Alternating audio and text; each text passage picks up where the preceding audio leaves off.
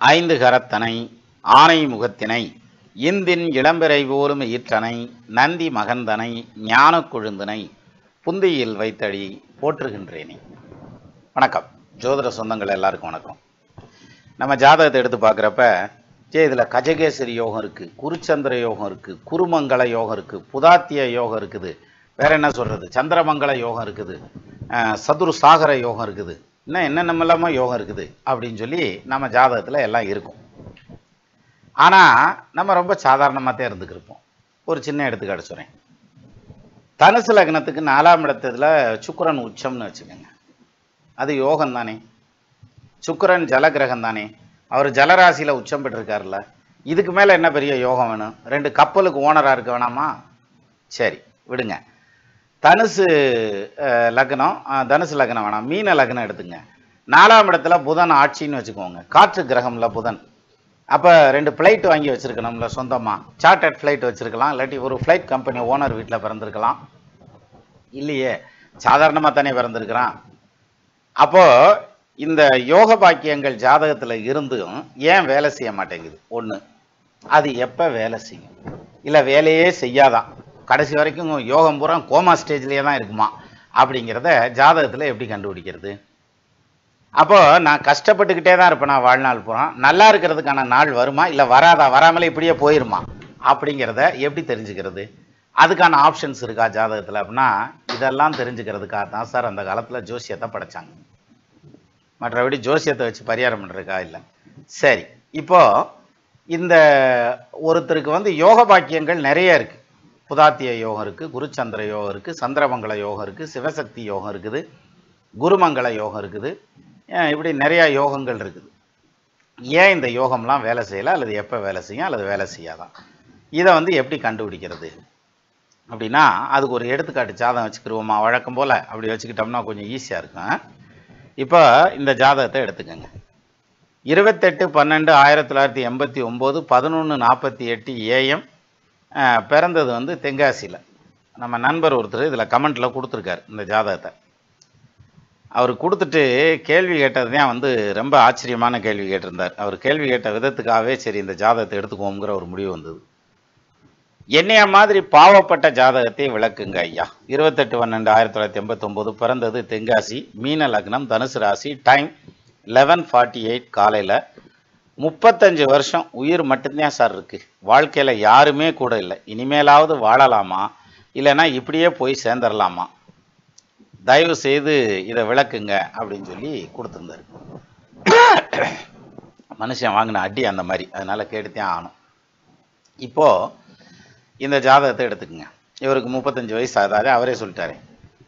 35 வருஷமும் உருப்படி இல்லாமலே இருக்கிறேன் அப்படிங்கிற ஒரு பாயிண்ட்டை சொன்னார். அப்போ ஜாதகம் நல்லா இருக்கா அப்படின்னா நல்லா கவனிச்சு பாருங்கள். 2க்கு அதிபதி 9ல் ஆட்சி, தனாதிபதி ஆட்சி பெற்ற நிலையில் நிற்கிறாரியா. அப்போ தனக்காரகன் தன பொருளாதாரத்தில் மேம்பட்டவனால வரணும். தனகாரகன் குரு கேந்திரத்தில் நிற்கிறார், தனாதிபதி ஆட்சி பெற்ற நிலையில் நிற்கிறார், லாபாதிபதி தசம கேந்திரத்தில் தொழில் ஸ்தானத்தில் உட்கார்ந்துருக்கார், சூரியனும் சனியும் சேர்ந்து நிற்கிறார்.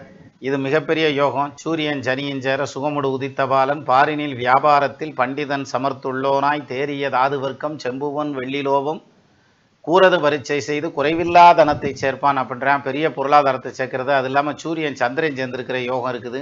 கதிரோடு மதியங்குடி கலந்தொரு ராசி நிற்க துதிபரு உலகில் வந்தோன் சூட்சும கருவியாலும் அதிவித பாஷாணங்கள் அமைத்திடும் வல்லோனாகி விதியுடன் இருப்பன் இன்னோன் மேன்மையாய் அறிவுள்ளானேங்கிறான்.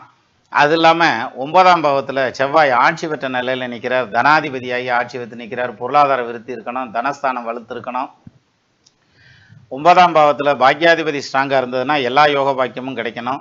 லாபஸ்தானத்தில் 11ஆம் இடத்துல 3 கிரகம் உட்காந்துருக்கு, சுக்கிரன் புதன் ராகு. கூட்ட கிரகங்கள் 11ல் உட்காந்தா யோகம் இல்லையா?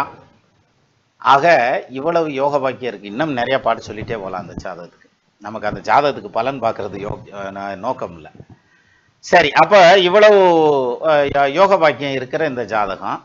ஆனால் அவர் எழுதியிருந்த எழுத்து பார்த்தீங்கன்னாக்க அவ்வளோ மன வருத்தப்பட்டு எழுதியிருந்தார் இல்லையா? உயிர் மட்டும்தான் ஏன் இருக்குது, ஒன்றுமே கிடையாதுயா அப்படின்னு சொல்லி எழுதியிருந்தார். வாழ்க்கையில் யாருமே கூட இல்லை, இனிமேலாவது வாழலாமா சார்? 9ல் 9க்கு அதிபதி ஆட்சியாயினா அத்தனை சொந்த பந்தமும் கூட தானே இருக்கணும். ஏன் இதெல்லாம் வரல? அற்ற குலத்து அருநீர் பறவை போல எல்லாம் ஓடிட்டாங்க அப்படின்றது தான் நம்ம இந்த ஜாதகத்தில் அதனால தான் ஒரு ஜாதகத்தில் இத்தனை தோஷம் இருக்குது, அத்தனை செவ்வாய் தோஷம் இருக்குது, சர்ப்ப தோஷம் இருக்குது, தார தோஷம் இருக்குது, புத்திர தோஷம் இருக்குது, கலசர தோஷம் இருக்குது, ஒரு பூரா தோஷமும் உன் ஜாதகத்திலே இருக்குது, சந்தோஷம் மட்டும் உனக்கு கிடையாது, ஓடி போயிரு அப்படின்ற மாதிரி சிலருக்கு ஜாதகத்தில் தோற்றம் இருக்கும். ஆனால் அவன் நல்லா பிழைப்பான். அதுக்கு வயசு வருஷா நிறைய யோகம் இருக்கும், அவன் கஷ்டப்படுவான். அப்போ அந்த ஜாதகத்தில் எப்படித்யா இதெல்லாம் கண்டுபிடிக்கிறது அப்படின்னா இதுக்கு பேர் தான் ஐயா ஜோசியம். அதை விட்டுட்டு சூரியன் பாவ கிரகம், குரு நல்ல கிரகம், சந்திரன் வளர்வரையில் பாவ கிரகம், தேய்வரையில் கெட்ட கிரகம்னு உட்காந்துருந்தோம்னு வச்சுங்களேன், அந்த மொதப்படியிலேயே தான் நின்றுட்டு இருக்கணும். என்னைக்கு 30வது வடிக்கு வர்றது இல்லையா, அதைத்தான் பார்க்க போகிறோம். அப்போது ஜாதகங்கிறது வந்து அதாவது ஜோதிடம்ங்கிறது கடல் மாதிரி, கல்வி கரையில் கற்பவர் நாள் சில மெல்ல நினைக்கின் பிணிவலன்றியான். அதனால் கல்வியை வந்து எப்படி படிக்கிறது, ஜோசியத்தை வந்து எப்படி புரிஞ்சுக்கிறது இதை அப்படிங்கிறத நம்ம இதில் பார்க்கலாம். இங்கே பாருங்கள், இதில் லக்னமாக வந்திருக்கிறது மீன லக்னம், ராசியாக வந்திருக்கு தனுசு ராசி, பூராட நட்சத்திரம். சரி, ஐயா பிறந்தது எதில் பிறந்திருக்காங்க, சுக்கிர தசையில் பிறந்திருக்காங்க. சுக்கிரன் வந்து எங்கே இருக்கார், லக்னத்துக்கு 11ஆம் பாவத்தில் உட்காந்துருக்கார், 3-8க்கு அதிபதியான அட்டமாதிபதி சுக்கிரன். இப்போ இந்த சுக்கிரன் வந்து எந்த காலில் உட்காந்துருக்காரு, சந்திரனுடைய சாரம் வாங்கி உட்காந்துருக்காரு, திருவோணம் சாரம். இப்போ பாருங்கள், சின்ன வயசில் சுக்கிரதசை வரக்கூடாது, குட்டி சுக்கிரன் குடும்பத்தை கெடுக்கும், குட்டி சுக்கிரன் கெட்டி கட்டிடத்தையும் பிளக்கும் அப்படின்லாம் நம்ம படிச்சிருக்கிறோம். அப்போ கெட்டி கட்டிடத்தையும் பிளக்கும் அப்படின்றான் சுக்கிரதசை சின்ன வயசில் வந்துச்சுன்னா. இங்கே 11ஆம் பாவத்தில் தான் உட்காந்துருக்காரு. அப்போ பெருசாக ஒன்றும் பிளந்து தள்ளி இருக்காது, இருந்தாலும் குடும்பம் கஷ்டப்பட்டுருக்கான். என்ன காரணம், தகப்பனாருக்கு 3ஆம் இடமான மாரகஸ்தானத்தில் சுக்கிரன் உட்காந்துருக்காரு, தாய்க்கு அஷ்டமஸ்தானம் சொல்லக்கூடிய 8ஆம் இடத்துல தாய் ஸ்தானத்துக்கு 5ஆம் இடத்த அதிபதியான சுக்கிரன் மறைஞ்சு போயிடுறாரு. அப்போ இங்கே வந்து சுக்கிரதசையில் இந்த குடும்பம் கஷ்டப்பட்டது வாஸ்தம் தான், உண்மைதான். அப்போ சுக்கிரதசை எவ்வளோ நாளியா நடந்துச்சு அப்படின்னா அது கிட்டத்தட்ட 18 வருஷம் 7 மாதம் நடந்திருக்கு சார். 19 வயசு வரைக்கும் சுக்கிரதசை. அப்போ இவருக்கு படிப்பையும் கம்ப்ளீட் பண்ணக்கூடாது, இன்கம்ப்ளீட் ஆக்கி விட்டு போயிடும், அல்லது படித்தா அதுக்கேற்ற பிரயோஜனம் இல்லாமல் பண்ணி விட்டு போயிடும்.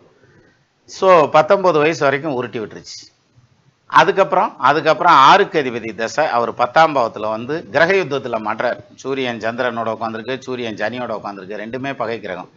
சூரியனும் சந்திரனும் பகை, சூரியனும் சனியும் பகை, சனியும் சந்திரனும் பகை, சந்திரனும் சனியும் பகை. ஆக ஏகப்பட்ட பஞ்சாயத்தில் மாட்டி இதில் கர்மமெல்லாம் பண்ண வேண்டியது இருந்துச்சு சார். அதிலிருந்து தப்பிச்சதுங்கிறத வந்து அந்த குரு பார்த்ததுனால, குரு பார்வை இருந்ததுனால தப்பிச்சிருக்காரு. ஆக மொத்தத்தில் சூரிய தசையில் கஷ்டப்படணும். ஆமாம், இந்த சூரியன் சனியும் சேர்ந்தா சூரியன் சனியும் சேர சுகமுடு உதித்தவாளன்னு வாடின, சூரியனும் சந்திரனும் சேர்ந்துச்சுனாக்கு கதிரோடு மதியும் கூடின்னு வாடின, அதெல்லாம் வேலை செய்யாதையா அப்படின்னா சூரியன் கேது சாரம் வாங்கி நிற்கிறாரு சார். கேது எங்கே இருக்காரு, சூரியனுக்கு 8ஆம் இடத்துல நிற்கிறார். நட்சத்திர சாரம் கொடுத்த கிரகம் தசை நடத்தக்கூடிய கிரகத்துக்கு 8ஆம் பாவத்தில் போய் மறைஞ்சு வச்சுன்னா அந்த திசையில் ஃபெயிலர் வரும். அது மட்டும் இல்லை, கேது உட்காந்துருக்கிறது ஆயிலிய நட்சத்திரம், புதனுடைய சாரம், சந்திரனுடைய வீடு, புதனும் சந்திரனும் 2-12. நான் இதை ஏன் சொல்கிறேன்னு நம்ம நண்பர்கள் எல்லாத்துக்குமே தெரியும்.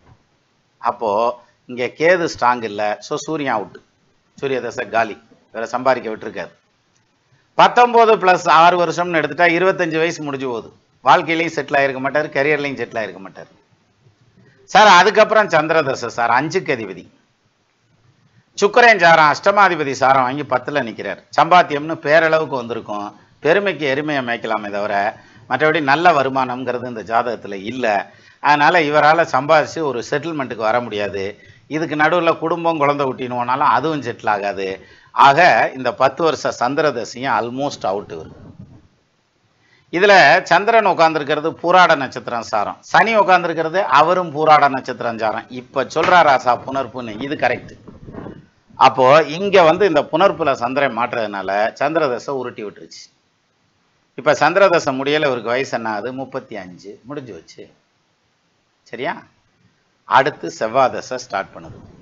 இந்த செவ்வாய் ஆட்சி பெற்ற செவ்வாய், தனாதிபதி பாக்கியஸ்தானத்தில் ஆட்சி பெற்று நிற்கிறார்.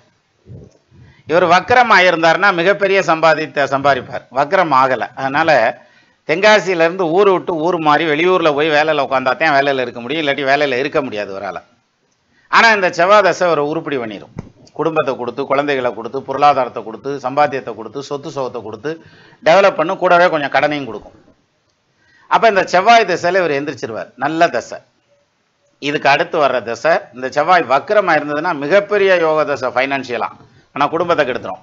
ஆனால் இதில் குடும்பமும் செட் ஆயிரும், பொருளாதாரமும் செட் ஆயிரும், கொஞ்சம் கடனும் ஆயிரும். இதான் இந்த செவ்வாய் தசை. 7 வருஷம் ஓடும். 35 + 7 42. 42க்கு அப்புறம் வரக்கூடிய ராகு தசை 18 வருஷம் நடக்கும். ராகு உட்கார்ந்துருக்கிறது செவ்வாய் சாரம், செவ்வாய் ஆட்சி. சனியுடைய வீட்டில் உட்காந்துருக்காரு. சனி வந்து ராகுக்கு மறைகிறாரு, லக்னத்துக்கு கேந்திரம், செவ்வாய்க்கு 2ஆம் இடம். அப்போ 2 12ன்னு வருது. எது? சனியும் செவ்வாயும். டிசைடிங் அத்தாரிட்டி ஃபார் ராகு திசை சனி செவ்வாய். இந்த சனி செவ்வாயில செவ்வாய் ஆட்சியாகி போயிடுறாரு. சனிக்கு 12ல் மறைஞ்ச ஆட்சி ஆகிறது. மறைவு கிடையாது. சனிக்கு மறைவு இல்லை. சனிக்கு செவ்வாய் மறையாமல் இருக்கார். அப்போ என்ன அர்த்தம்? இந்த சனி செவ்வாய் ஸ்ட்ராங்காக இருக்காருன்னு அர்த்தம். அப்போ ராகு தசை இந்த ஜாதகனை ஜெயிச்சு கொடுத்துரும். குரு தசை ஜெயிக்கிறது கஷ்டம். அதை விட்டுருங்க, அதுக்கு ஆராய்ச்சி பண்ண வேண்டாம். நம்ம என்ன காரணம் அப்படின்னா, இந்த செவ்வாய் தசை ராகு தசை 2 தசை இந்த ஜாதகம் ஜெயிச்சான்னா போதும், இவருக்கு வயசு வந்து 60 வயசை டச் பண்ணிடும். அதுக்கப்புறம் ரிட்டைர்மெண்ட் லைஃப் எடுத்துக்கிட்டு ஜம்முன்னு உட்காந்துக்கலாம்.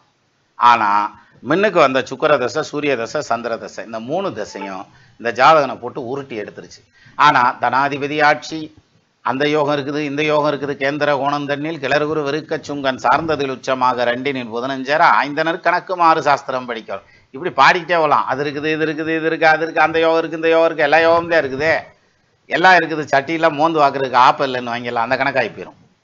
அப்போது எப்போ இவருக்கு இந்த யோகம் வேலை செய்யும் அப்படின்னா, இந்த செவ்வாய் தசை ஆரம்பிக்குது இல்லையா, ருசக யோகம் வேலை செய்யும்.